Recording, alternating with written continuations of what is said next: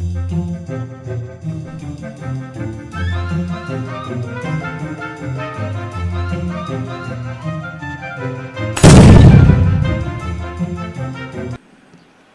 Morning students. आज से हम शुरू कर रहे हैं मैक्रो इकोनॉमिक्स।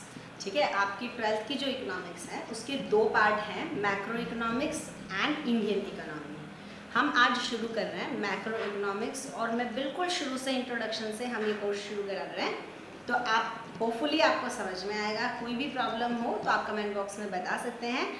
आज का जो सेशन है वो रहेगा ऑल अबाउट इंट्रोडक्शन। ठीक है, हम दो टॉपिक कवर करेंगे आज के सेशन में, introduction of macro economics and how macro economics is different from micro economics. जो आपने 11th में पढ़ा है ये उससे कितना अलग है वो आज हम सही तरीके से समझेंगे।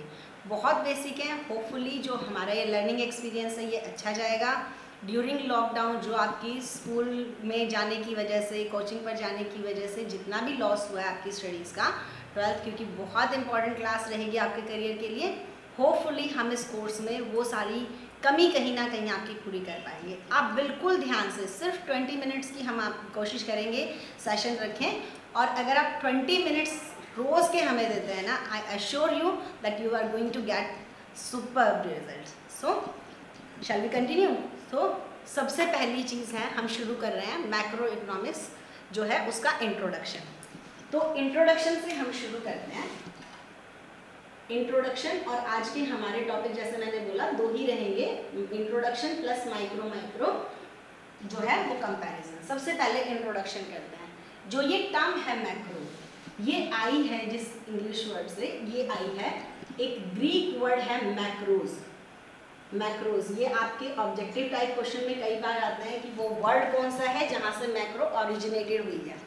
ठीक है, तो ये मैक्रोज वर्ड है which is of Greek language. तो एक ग्रीक वर्ड है मैक्रोज, वहां से मैक्रो वर्ड आया है जिसका मतलब होता है large. So the term macro has it origination in the Greek word macros which means large. Economics में हमने पढ़ा, हम इकोनॉमिक प्रॉब्लम को डील किस तरीके से करते हैं वो सब स्टडी करते हैं। अब हम मैक्रो में क्या करते हैं, हम उन्हीं इकोनॉमिक प्रॉब्लम को at the level of whole और एग्रीगेट, लार्ज लेवल के ऊपर हम उन चीज़ों को स्टडी कर लेते हैं। तो मैक्रो इकोनॉमिक्स जो है इट इज, इसको सही तरीके से डिफाइन करें, it is that branch of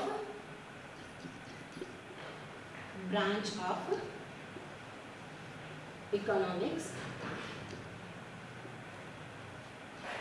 which deals with, या in which we study भी लिख सकते हो, in which we studies, यहाँ पर आप लिख सकते हो इकोनॉमिक इश्यूज लिख सकते हो, इकोनॉमिक प्रॉब्लम लिख सकते हो,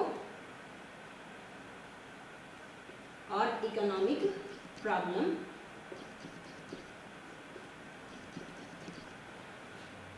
at the level of, a word है इसमें, यहीं से ए से याद करिए, aggregate. At the level of aggregate, aggregate economics, aggregate economy, और at the level of whole economy. तो ये इकोनॉमिक्स की एक सिंपली ब्रांच है विच स्टडीज इकोनॉमिक प्रॉब्लम और economic issues at the level of whole economy. Simple समझिए कि economics means what, economics in which we are going to study what our our economic problem, how to deal with those problem. Macro economics कैसे difference हो जाती है, सिर्फ इतना सा differ है कि where we study economic problem at the level of whole economy और एट एग्रीगेट इकोनॉमिक लेवल, वो हमारी मैक्रो इकोनॉमिक्स हो जाएगी। इतना ही सिंपल इसको रखिए कि जहाँ पर गवर्नमेंट के लेवल पर हम देखते हैं सरकार को प्रॉब्लम को सॉल्व करते हुए, poverty, inflation, employment, BOP, foreign exchange rate, ये जो सब प्रॉब्लम है जो हम पूरी इकोनॉमी के लेवल पर समझेंगे, सुलझाएंगे, वो कौन सा लेवल आ जाता है, मैक्रो इकोनॉमिक्स। तो macro economics is only a branch of economics in which we are going to deal with economic problem at the level of aggregate और होल इकोनॉमी। यहाँ पर इकोनॉमिक्स में मैक्रो कैसे अलग है, यहाँ पर प्रॉब्लम वही इकोनॉमिक प्रॉब्लम है, सिर्फ और सिर्फ लेवल बदल जाता है। पूरी इकोनॉमी का लेवल जो है, एग्रीगेट इकोनॉमी का लेवल, वो हमारा आ जाता है। तो ये हमारी इंट्रोडक्शन हुई कि हम मैक्रो इकोनॉमिक्स में क्या समझते हैं। नेक्स्ट हमारा क्वेश्चन आता है कि how macro economic is different from micro economics. Micro और मैक्रो इकोनॉमिक्स जो है वो डिफर कहाँ होती है, उनमें डिफरेंस जो है वो हमारा कहाँ पर आता है। तो माइक्रो और मैक्रो इकोनॉमिक्स जो है उनमें डिफरेंस कहाँ आता है, ये हमारा नेक्स्ट टॉपिक रहेगा। पहला हमारा टॉपिक था कि what do we mean by macro economics, और ये सब हमने इनकी इंट्रोडक्शन में ही पढ़ा। अब नेक्स्ट जो टॉपिक है हमारा वो हम कर रहे हैं how macro economic differs from micro economics. Micro economics was in your 11th course, और अब हम ये देख रहे हैं कि how it is different from macro. तो हम डिफरेंस कर रहे हैं माइक्रो और मैक्रो।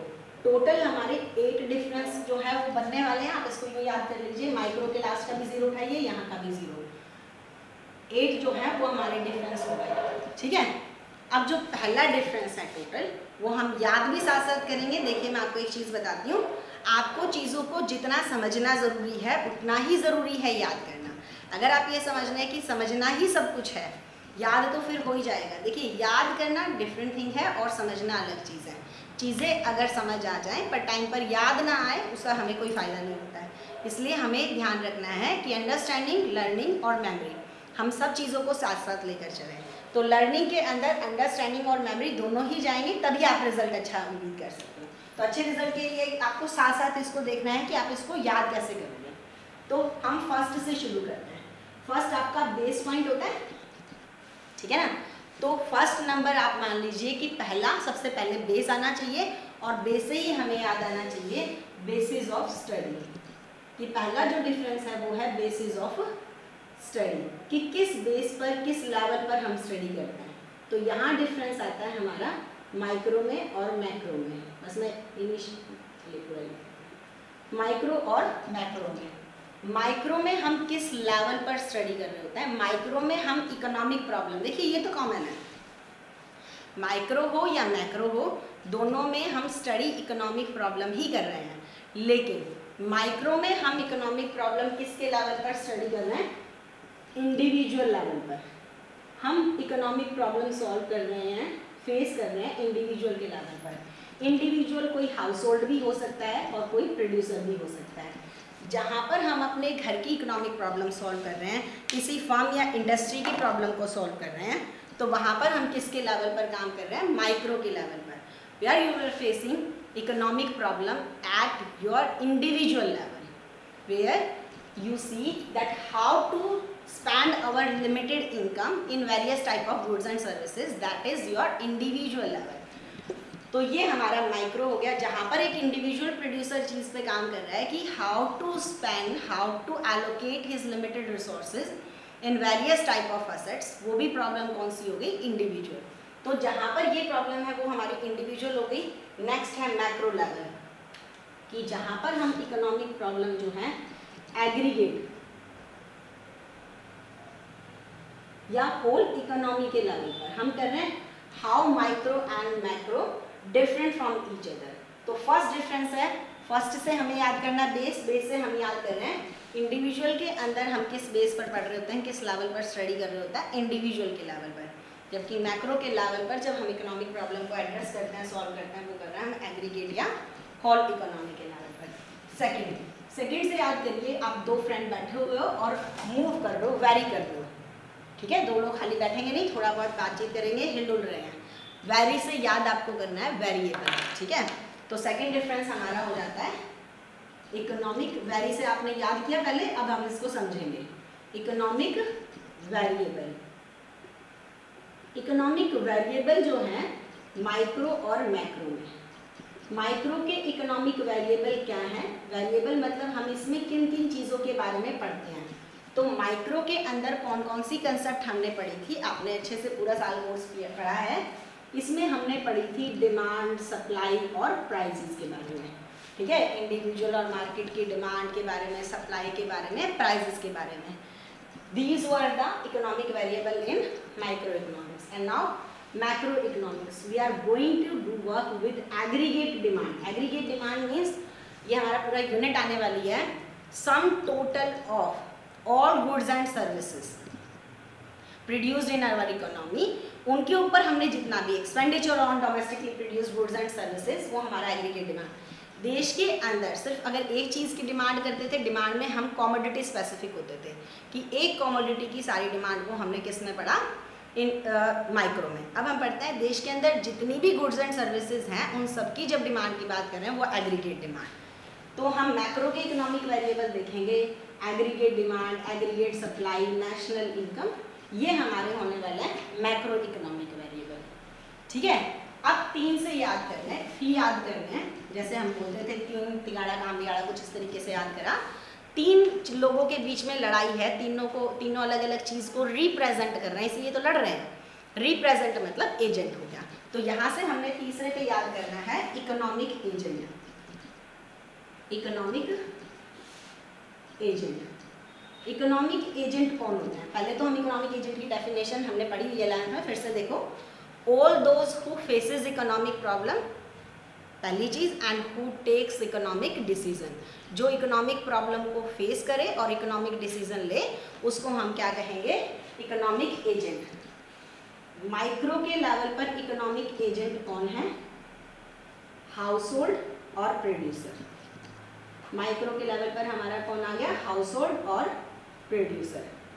और मैक्रो के लेवल पर हमारे इकोनॉमिक एजेंट आ जाते हैं, वो हमारे आ जाते हैं, सबसे पहले मैक्रो इकोनॉमिक के इसके लेवल पर हमारे आ जाते हैं government and it's institution. Government के इंस्टीट्यूशन कौन कौन से हैं? गवर्नमेंट के इंस्टीट्यूशन हो गए आरबीआई हो गया, reserve bank of India, SEBI हो गया, security exchange board of India, जो पूरी शेयर मार्केट को रेगुलेट करता है, कंट्रोल करता है, डायरेक्ट करता है। उसके बाद TRAI हो गया, telecom regulation authority of India, जो पूरी हमारी टेलीकॉम सर्विसेज जो है उसको डायरेक्ट कंट्रोल करता है। तो ये हमारे मैक्रो एजेंट हो गए, इकोनॉमिक एजेंट। कि माइक्रो के एजेंट हम लोग माइक्रो लेवल पर ही हैं, हम इकोनॉमिक जो प्रॉब्लम फेस कर रहे हैं, हमें पूरे देश की नहीं, अपने लेवल की प्रॉब्लम फेस कर रहे हैं, उन्हीं को सॉल्व करने की जिम्मेदारी में है। हाउस होल्ड प्रोड्यूसर, मैक्रो में कौन हो गया? Government and it's institution. Government और गवर्नमेंट की जितनी भी संस्थाएं हैं जो पूरे देश के लिए जिम्मेदार हैं, वो किस पर आ गई? मैक्रो के लेवल पर। फोर्थ हो गई, फोर्थ से याद करिए कि चौराहा जहाँ पर सारे रास्ते मिल रहे हैं, इकट्ठा हो गए हैं। इस इकट्ठा होने से, एग्रीगेट होने से याद करिए degree of aggregation. Degree of aggregation, देखिए समझते भी जाइए साथ साथ और कोशिश करिए कि वो हमें याद भी रह जाए। डिग्री ऑफ एग्रीगेशन की जहाँ पर बात होती है, किस लेवल का हम जो है चीज़ों को एग्रीगेट कर पाते हैं, वो हमने यहाँ पर पढ़ना है। एग्रीगेशन में सिंपल हमने करा है कि हमारे एग्रीगेशन है या नहीं है। तो माइक्रो में एक चीज़, ये क्वेश्चन 3 मार्क्स में भी आया एक बार कि there is no aggregation at micro level, ये फॉल्स है। माइक्रो में भी एग्रीगेशन होता है लेकिन लिमिटेड डिग्री का। आप याद करो, आपने क्या किया था? इंडिविजुअल मार्केट, इंडिविजुअल की डिमांड देखी, इंडिविजुअल की डिमांड से हम मार्केट की डिमांड पर गए। इंडिविजुअल की डिमांड भी माइक्रो में पड़ी और मार्केट की डिमांड भी किसमें पड़ी? माइक्रो में। इंडिविजुअल सप्लाई, मार्केट सप्लाई दोनों ही वहाँ पड़ी। फर्म भी माइक्रो में थी और इंडस्ट्री भी माइक्रो में थी। तो फर्म्स को ऐड किया तो इंडस्ट्री बनी थी, सारी शुगर मिल को ऐड कर दो, शुगर इंडस्ट्री बनी। दोनों ही चीज़ें, फर्म हो या इंडस्ट्री हो, दोनों माइक्रो में थी। लेकिन सारी फर्म को ऐड किया, इंडस्ट्री बनी, फर्म और इंडस्ट्री हो गई माइक्रो में। सारी इंडस्ट्री को ऐड कर दो तो मैक्रो, पूरी इकोनॉमी की इंडस्ट्री। अब हम यहाँ पर बात करें डिग्री ऑफ एग्रीगेशन जो है वो क्या है। माइक्रो के अंदर डिग्री ऑफ एग्रीगेशन अगर हम कहें, एग्रीगेशन हमने कितना सम अप किया है, कितना टोटलिटी में चीज़ों को लेकर आए, कितना जोड़ा है हमने सभी चीज़ों को। माइक्रो में लिमिटेड डिग्री ऑफ एग्रीगेशन है, हम बहुत ज़्यादा एग्रीगेट नहीं कर रहे हैं। जबकि मैक्रो के अंदर डिग्री ऑफ एग्रीगेशन जो है वो हाई डिग्री ऑफ एग्रीगेशन है, क्योंकि यहाँ पर हमने एक चीज़ के सारे कंज्यूमर को जोड़कर मार्केट बनाई, लेकिन यहाँ पर हमने सारी मार्केट को भी ऐड कर लिया, कंज्यूमर को नहीं। तो degree of aggregation next level पर चली जाती है मैक्रो लेवल पर। तो एक चीज़ समझिए कि डिग्री ऑफ एग्रीगेशन जो है वो हमारी हो गई। अब है 5 पर हो गई। 5 को कैसे याद करना है? फर्स्ट नंबर को हमने कैसे याद किया, एक बार जल्दी से रिवाइज करते हैं। फर्स्ट को हमने कैसे याद किया? फर्स्ट हमने सबसे पहले लिखा पहला बेस, बेसिस ऑफ डिफरेंस। 2 को हमने ऐसे याद किया कि हम 2 वेरी कर रहे हैं। दो लोग बैठ के हिल डुल रहे हैं बात करते करते, वेरिएबल याद आ रहा है, इकोनॉमिक वेरिएबल, तीन से लड़ाई याद करिए, लड़ाई से एजेंट याद करिए अलग अलग चीज़ों के, इकोनॉमिक एजेंट याद आना चाहिए। फोर्थ, जहाँ पर चार रास्ते मिल रहे हैं, एग्रीगेट हो रहे हैं, डिग्री ऑफ एग्रीगेशन। अब 5 का थोड़ा सा और क्विकी हो जाएगा, आप खुद से बनाना भी सीखिए ये की पॉइंट्स। आप अपनी चीज़ों को समझने के साथ जब याद करने में चलेंगे ना, आप अपना बहुत सारा टाइम बचा पाएंगे कि बार बार हमें चीज़ों को रिवाइज करने के बजाय हम उस चीज़ पर नई चीज़ें सीख पाएंगे। अदरवाइज आपने एक चीज़ समझ ली, फिर दोबारा याद करने के टाइम पर, टेस्ट के टाइम पर फिर से आपको उस चीज़ को क्रैम करने के लिए बहुत टाइम लगाना पड़ रहा है। आप छोटी छोटी स्किल्स डेवलप करिए कि हमने जो चीज़ पढ़ी है, समझी है, वो हमें याद भी रहनी चाहिए। जब हम ये इंश्योर कर लेते हैं ना, तब आपका एजुकेशन का पर्पज़ पूरा होता है। चलिए नेक्स्ट हम शुरू करते हैं 5 से मैंने जो चीज़ बनाई है मैं वो शेयर कर रही हूँ, आपके पास कोई अलग आइडिया है तो आप वो भी लगा सकते हो। देखिए 5 से अगर मुझे ध्यान आता है, वो आता है पांडव याद आता है, 5 पांडव है ना, और 5 पांडव के टाइम पर महाभारत हुई। अब महाभारत को लेकर अलग अलग ओपिनियन है, कुछ लोग कहते हैं हुई, कुछ लोग कहते हैं नहीं। बहुत सारे बच्चे आप में से कंफ्यूज होंगे महाभारत कहाँ से ले आए। मैंने सिर्फ 5 नंबर पर क्या पॉइंट आने वाला है उसके लिए करा। तो महाभारत हुई या नहीं हुई, अलग अलग लोगों की अलग अलग एजम्पशंस है। यहीं से हम पॉइंट उठाएंगे 5 पर, different sets of assumption, different sets of assumptions, अलग अलग एज्यूम करा लोगों ने। अब वहीं से हमने पॉइंट्स अपना याद करना। अब हम इसको समझेंगे, different sets of assumptions. Micro के अंदर डिफरेंट सेट्स ऑफ अजम्पशन चल रहा है और मैक्रो के अंदर डिफरेंट सेट्स ऑफ अजम्पशन चल रहा है। माइक्रो के अंदर जब हम अपने घर का बजट बना रहे हैं तो कहीं ना कहीं हम ये मान लेते हैं कि गवर्नमेंट ऐसे ही काम करती रहेगी।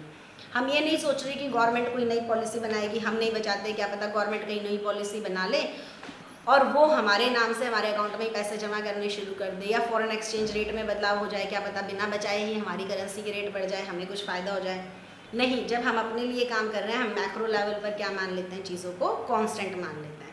जिस दिन लॉकडाउन जो है बोला गया हो गया, उस दिन आप लोगों ने अपनी फैमिलीज़ को ज़्यादा चीज़ें इकट्ठा करते हुए देखा, खाने पीने की चीज़ें खरीदते हुए। कहीं ना कहीं हमने मान लिया ना कि हमें ही करना है सब कुछ, गवर्नमेंट तो जैसा कर रही है करती रहेगी। हमने मैक्रो वेरिएबल को क्या मान लिया, कांस्टेंट। और ऐसा हमेशा होता है जब हम अपने घर का बजट बना रहे होते हैं, तो हम थोड़ी ना गवर्नमेंट की ये मानेंगे कि गवर्नमेंट ऐसा कर देगी तो इसलिए हम नहीं करते हैं। हमें जानते हैं गवर्नमेंट जैसे चल रही है वो चलती रहेगी, हमें खुद ही देखना है अपना सब चीज़ें। तो माइक्रो में हम मैक्रो वेरिएबल को क्या मान लेते हैं, कांस्टेंट, कि नेशनल इनकम, जीडीपी और ये सब चीज़ें, प्राइस, इन्फ्लेशन, गवर्नमेंट का जो भी पैकेजेस हैं वो सारी चीज़ें हो गई, government budget, foreign exchange, BOP, ये सब वही रहने वाला है। तो ये हमारी नॉर्मली होता है कि हम माइक्रो के अंदर मैक्रो वेरिएबल को कांस्टेंट मान लेते हैं।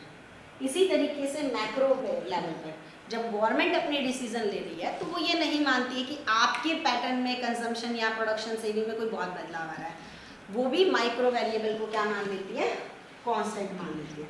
तो माइक्रो के फैसले लेते समय मैक्रो को, और मैक्रो के एक लेवल पर हम क्या करते हैं, मैक्रो को कांस्टेंट मान लेते हैं। ये सिंपल सी चीज़ होती है, डिफरेंट सेट्स ऑफ अजम्पशन। हम ये मान रहे हैं कहीं ना कहीं कि सरकारें ऐसे ही चलती रहेंगी, सरकारें ये मान रही हैं कि हम लोग भी नहीं सुधरने वाले, हम लोग भी ऐसे ही करते रहेंगे, प्रॉफिट को चेज़ करेंगे, पर्सनल इंटरेस्ट को चेज़ करेंगे, हम ऐसे ही काम करेंगे। तो दोनों के अपने अपने सेट्स ऑफ अजम्पशन है, दोनों की थ्योरी अपने अपने बेस पर काम कर रही होती है। तो ये हमारा हो गया 5th। इसके बाद है 6th पॉइंट है हमारा। 6th हम याद कैसे करेंगे, देखिए 6 और नंबर से हम सबसे ज़्यादा क्रिकेट में ही सुनते हैं, तो वहीं से याद करिए कि क्रिकेटर जो भी अच्छा है उसका मेन फोकस क्रीज पर आते हुए मान लेते हैं, उसका सेंट्रल फोकस है कि वो कितने 6 आज के मैच में लगाएगा। तो 6 से आपको सेंट्रल वर्ड याद आना चाहिए, ठीक है। और सेंट्रल से हमने अपना पॉइंट निकाला 6 पे, सेंट्रल इश्यूज कि मेन जो है माइक्रो और मैक्रो का क्या डिफरेंस है, माइक्रो और मैक्रो। तो माइक्रो का सेंट्रल इश्यूज क्या है, देखिए माइक्रो पे लेवल पर, एक के लेवल पर, हम अपने हाउस होल्ड के लेवल पर देखें, हाउस होल्ड के लेवल पर क्या समस्या है। हाउस होल्ड के लेवल पर हमें डिसाइड करना है कि जितनी भी हमारी इनकम है इसको हम किस तरीके से अलग अलग गुड्स एंड सर्विसेज में एलोकेट करें। तो allocation is the central issue at the micro level. हमारी समस्या है कि जितनी भी हमारी इनकम है उसको अलग अलग गुड्स एंड सर्विसेज पर किस तरीके से, कितना हम एजुकेशन में, कितना हेल्थ में, कितना एंटरटेनमेंट में, कितना सेविंग्स में हम अलग अलग चीज़ों में एलोकेट करें। अगर आप माइक्रो में ही एक प्रोड्यूसर के लेवल पर देख रहे हो, तो वहाँ पर आपको ये इकोनॉमिक डिसीजन लेना है कि आप अपने रिसोर्सेज को अलग अलग असेट्स में कैसे एलोकेट करो ताकि आप प्रॉफिट मैक्सिमाइज कर पाओ। तो यहाँ पर यूँ समझिए कि एक के लेवल पर बैठे हुए सिर्फ और सिर्फ आप एक चीज़ को सोचते हो, एलोकेशन, कि आपको अपना बंटवारा जो भी गिवन रिसोर्सेज हैं उसका कैसे करना है। तो मेन समस्या वहाँ पर आती है आपकी, जो सेंट्रल इश्यूज है वो आपका हो जाता है एलोकेशन कि वही हमारी चीज़ है। लेकिन क्या सरकारों के लिए भी एलोकेशन इतनी बड़ी चीज़ होती है? नहीं होती। गवर्नमेंट के लिए जो सबसे बड़ी चीज़ होती है उसको डिटरमाइन करना होता है लेवल ऑफ आउटपुट, जिसको हम जीडीपी कहेंगे। उनका मेन फोकस होता है दो चीज़ों पर। देखिए क्या ही फ़र्क पड़ता है जब 4 लोग आपके अपने परिवार के हैं और आपको चीज़ें बांटनी, आपको चारों इक्वली अगर प्यार करते हो आप उनको, तो आपको क्या फ़र्क पड़ता है किसी एक के हिस्से में थोड़ा सा कम या ज़्यादा आ जाएगा। वहाँ पर आपकी समस्या है कि आप जो बांटने जा रहे हो आपको देखना है लगातार वो बढ़ता चला जाए और कोई भी किसी को समस्या नहीं आए। यही मैक्रो की सोच होती है। मैक्रो के लेवल पर हम दो चीज़ों के बारे में सोचते हैं, लेवल ऑफ आउटपुट पहली चीज़, और दूसरी चीज़ जो होती है वो हम सोचते हैं एम्प्लॉयमेंट के बारे में। तो यहाँ पर हमारा सेंट्रल फोकस बिल्कुल शिफ्ट हो जाता है कि यहाँ पर एलोकेशन हम ऐसा नहीं कर रहे हैं कि वहाँ एलोकेशन के बारे में सोच नहीं रहे हैं, कर नहीं रहे हैं, पर सेंट्रल फोकस होना अलग चीज़ होती है। इशू तो होते हैं पर मेन इशू क्या होता है, एक के लेवल पर हमें नहीं पता हमें जीडीपी की इतनी टेंशन होनी चाहिए नहीं होनी चाहिए, पर मेजरली जो हमारा सेंट्रल इशू है एलोकेशन है कि आपके हिस्से में क्या आ रहा है और आपके हिस्से में जो आ रहा है उसको आप अलग अलग चीज़ों में कैसे एलोकेट करोगे। जबकि मैक्रो के लेवल पर क्या चली जाती है कि सेंट्रल इश्यूज जो हैं वो चले जाते हैं कि जीडीपी का लेवल आपको डिटरमाइन करना है, आउटपुट का और एम्प्लॉयमेंट का लेवल। ये हमारा 6 हो गया। 7 से याद करिए, 7 से क्या याद आता है, रेनबो है ना। और रेनबो दिखाकर सोचिए कोई टीचर किसी को उस तरीके से याद करने के लिए कह रहा था, तो रेनबो से हमें याद करना है, रेनबो के मेथड से पढ़ाया, मेथड याद करना है कि रेनबो जो है उस वर्ड से 7 से आप बनाइए, कुछ भी और बना सकते हो, तो मेथड ऑफ स्टडी 7 पॉइंट में हमें करना है मेथड ऑफ स्टडी। तो माइक्रो में मेथड ऑफ स्टडी क्या रही और मैक्रो में मेथड ऑफ स्टडी क्या है। माइक्रो में जो मेथड ऑफ स्टडी है हमारी वो है कि हम एक सेगमेंट ऑफ इकोनॉमी का इक्विलिब्रियम करते हैं और पूरी बाकी इकोनॉमी को हम क्या कर देते हैं, इग्नोर कर देते हैं, कहीं ना कहीं कांस्टेंट मान लेते हैं। हम किस पर काम करते हैं, पार्शियल इक्विलिब्रियम पर। आप याद करिए 11th में हमने किया कंज्यूमर इक्विलिब्रियम। क्या हमारा जब एक कंज्यूमर इक्विलिब्रियम पर आया तो पूरी इकोनॉमी में इक्विलिब्रियम आ गया था? नहीं, सो उसका इक्विलिब्रियम हुआ। फर्म का इक्विलिब्रियम आया तो क्या वहाँ पर पूरी इकोनॉमी इक्विलिब्रियम में चली गई थी? नहीं। तो partial equilibrium method of study क्या रहेगा, हम यहाँ पर करते हैं पार्शियल इक्विलिब्रियम, एक पार्ट ऑफ इकोनॉमी है उसका इक्विलिब्रियम कर लेते हैं। लेकिन मैक्रो में हम काम करते हैं जनरल इक्विलिब्रियम। हम किसी एक जब हम किसी एक के लेवल पर बैलेंस में उठा रहे हैं, इक्विलिब्रियम देख रहे हैं, कंज्यूमर इक्विलिब्रियम और producer equilibrium, that is partial equilibrium. And when we are talking about whole economy or economy at the level of whole aggregate economy, that is known as general equilibrium. पूरी economy का balance आ जाए, किसी एक sector specific का नहीं, कोई individual unit का नहीं, पूरी इकोनॉमी का, तो वो हो गई हमारी जनरल इक्विलिब्रियम। और लास्ट 8 और सबसे इम्पॉर्टेंट हमारा जो पॉइंट बनेगा वो अपने आप में ही काफ़ी इंपॉर्टेंट टॉपिक रहेगा, जिसके ऊपर आपका 4 मार्क्स तक का भी क्वेश्चन जा सकता है, वो है माइक्रो मैक्रो पैराडॉक्स। ठीक है, तो वो चीज़ हम समझते हैं एक बार, माइक्रो मैक्रो पैराडॉक्स है क्या। पहले वर्ड का मतलब समझिए, पैराडॉक्स है क्या, चीज़ें जैसी हों वैसी दिखाई देती हों वैसी ना हो, उससे अलग हों। ठीक है, जैसी दिखाई देती हों वैसी होना और जैसी हो वैसी दिखाई ना देती हो, पैराडॉक्स कहीं ना कहीं वहाँ से वर्ड आता है। तो पैराडॉक्स में सिर्फ इतनी सी थिंग्स हैं, things are not like that as they seems to be, तो इतनी सी बात है पैराडॉक्स में। अब ये समझते हैं माइक्रो मैक्रो पैराडॉक्स को पूरा, माइक्रो मैक्रो पैराडॉक्स ये है क्या। सिंपल अगर हम इसको बहुत सिंप्लीफाई करें ना तो इतनी सी बात है, the things which are true at the level of micro may not be true at the level of macro. जो चीज़ें एक के लेवल पर ठीक होती हैं वो ज़रूरी नहीं है कि एग्रीगेट के लेवल पर भी ठीक हो। अभी तक हमें लगता है जो एक के लिए अच्छा है वो सबके लिए भी अच्छा है, लेकिन नहीं। अगर ये होता तो फिर हमें मैक्रो इकोनॉमिक्स की ज़रूरत ही क्या थी? जो एक के लिए सही था उसी उन्हीं प्रिंसिपल को हम होल इकोनॉमी के लेवल पर भी अप्लाई कर सकते थे, पर चीज़ें ऐसे काम नहीं करती हैं। वहाँ पर है, यही चीज़ हमें समझाती है। मेजरली जो इकोनॉमिक्स का इंट्रोडक्शन, मैक्रो इकोनॉमिक्स का इंट्रोडक्शन इकोनॉमिक्स में है, वो इसी पैराडॉक्स की वजह से है कि कुछ चीज़ों के बारे में सही डिसीजन लेने के लिए हमें मैक्रो के लेवल पर ही काम करना पड़ता है। वो थ्योरी जो एक के लेवल पर सही थी वो नहीं सही रिजल्ट दे पाती है मैक्रो के लेवल पर। तो माइक्रो मैक्रो पैराडॉक्स में इतना ही है। The things which are true at the level of micro may और मे नॉट बी, कई केसेस में हो भी जाता है पर कुछ केसेस में वो थ्योरी अप्लाई नहीं होती है। That's why the way we decides upon macro level is different from the way we decide at the level of micro. देखिए अब इसके एग्जाम्पल लेते हैं कि हम इसके 3 एग्जाम्पल से ये प्रूव करेंगे। पहला है, इसको पैराडॉक्स ऑफ थ्रिफ्ट भी बोला। थ्रिफ्ट का मतलब सेविंग्स ही होता है। तो सेविंग्स के लेवल पर देखिए, आप सेविंग्स देखिए माइक्रो के लेवल पर, आप सोच के देखिए आज आपके पास जितना भी पैसा है या अपने पेरेंट्स के, हमने देखा अगर कोई भी सेव कर रहा है तो इज इट राइट और wrong at the level of micro? Is it virtue और वाइस? क्या ये गुण कहें या बुराई कहें? माइक्रो के लेवल पर सेविंग क्या जाएगी? तो माइक्रो में सेविंग्स की अगर हम बात करें, इज इट राइट और रॉन्ग टू सेव? तो अगर हम इंडिविजुअल के लेवल पर देखें तो सेविंग्स जो हैं वो बहुत सही चीज़ है, because it will secure safeguard your future, it will make you more prosper than before. अगर आप सेव कर रहे हो तो आपका फ्यूचर ज़्यादा सेफ सिक्योर जाएगा। तो माइक्रो के लेवल पर ये चीज़ ठीक है, लेकिन हम अब ये प्रूव करते हैं कि सेविंग्स जो है ये मैक्रो के लेवल पर किस तरीके से वाइस हो जाती है, बुराई बन जाती है। मैक्रो के लेवल पर सेविंग अच्छी नहीं है। और केन्जियन इकोनॉमी में सबसे बड़ी चीज़ उन्होंने कही कि जिस इकोनॉमी में सेव करते हैं, if we all save then in future we result in to save lesser than before. अगर हम सब बचाएंगे तो फ्यूचर में कोई भी नहीं बचा पाएगा। इसको प्रूव देखें, अगर सेविंग ज़्यादा होती हैं कंजम्पशन क्या होगा? कम होगा। पूरी इकोनॉमी में कंजम्पशन, सोचिए सबने बचाना शुरू कर दिया, कोई महंगे रेस्टोरेंट्स में नहीं जा रहा, कोई अच्छे फ़ोन में नहीं खर्चा कर रहा, किसी तरीके की हॉलीडे पैकेज आप नहीं ले रहे हो, गैजेट्स पे खर्चा नहीं कर रहे हो, सेव कर रहे हो। सेव करने का रिजल्ट क्या आएगा? कंजम्पशन पूरी इकोनॉमी में कम हो जाएगा। जब चीज़ें कंज्यूम ही नहीं होंगी, गाड़ियाँ नहीं बिक रही, बाइक नहीं बिक रही, लैपटॉप, फ़ोन, किसी चीज़ की अगर सेल उतनी अच्छी नहीं है तो क्या हमें लगता है आगे वो चीज़ें उतनी प्रोड्यूस होंगी? कंजम्पशन कम तो अल्टीमेटली आउटपुट, प्रोडक्शन कम हो जाएगा। जब आपने प्रोडक्शन कम कर दिया तो एम्प्लॉयमेंट कहाँ से आएगी?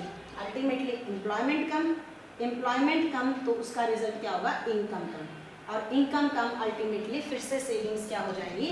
बढ़ने की बजाय पर सेविंग्स क्या हो जाएंगी? पहले से कम। यही तो कहा था, if we all save then finally we will not be able to save, ठीक है, इन फ्यूचर हम फाइनली बचा ही नहीं पाएंगे। तो savings eight the level of macro vice है, बुराई बन जाती है। जो चीज़ एक के लेवल पर अच्छी प्रूव की सेविंग्स, तो आप ये देखो आपकी पुरानी जनरेशन से आपने ये सब चीज़ें सुनी होंगी कि हमने 2 कपड़े जूतों 2 जोड़ी जूतों में इतना काम किया, इतने कपड़ों में हमने चलाया। उनको ये लगता है कि वो बहुत अच्छी चीज़ थी, लेकिन उस टाइम पर इकोनॉमी का साइज़ देखिए, कुछ भी नहीं था, क्योंकि अगर सेव कम करते थे तो उसी तरीके के प्रोडक्शन हाउसेस थे, उसी तरीके की एम्प्लॉयमेंट थी, वैसा ही इनकम का लेवल था। अगर हम बाहर की वेस्टर्न इकोनॉमी को देखें, वहाँ पर लोग सेव ही नहीं कर रहे, वो अपनी इनकम से भी ज़्यादा खर्च कर रहे हैं, क्योंकि वहाँ पर है लोन की, हायर परचेज़ की, इंस्टॉलमेंट की, सब तरीके की फैसिलिटीज़ हैं।